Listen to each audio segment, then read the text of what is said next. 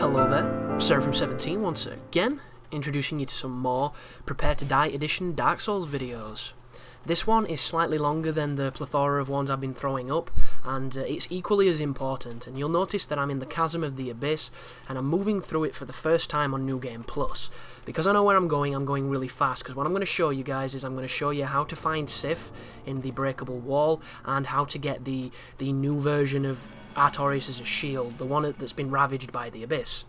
So if you come on this path that I've just come to now, and you drop down on that invisible ledge that shipped me up the first time I played, you'll notice that Alvina is disappearing and leading you someplace, and I took this area too slow my first time through the game, so I didn't notice that she stopped on a wall and vanished, but you'll notice on this time that I run straight up to her pretty quickly, and I noticed that she's there by a wall.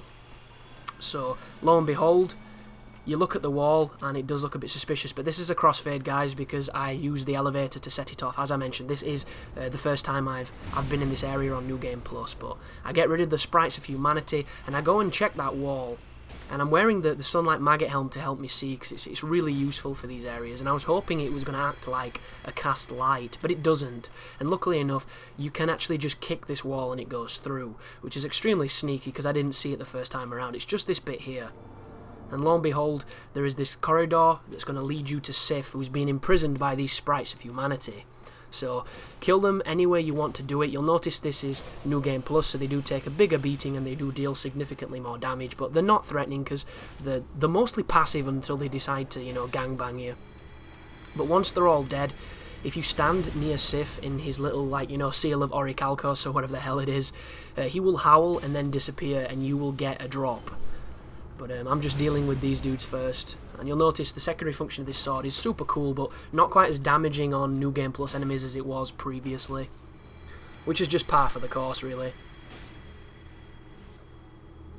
I've just actually finished the New Game Plus playthrough of the DLC, and it was a lot more challenging. And I've got videos for the latter half, but not the first two bosses, which really sucks. But I will go back through, guys, and I will get those videos.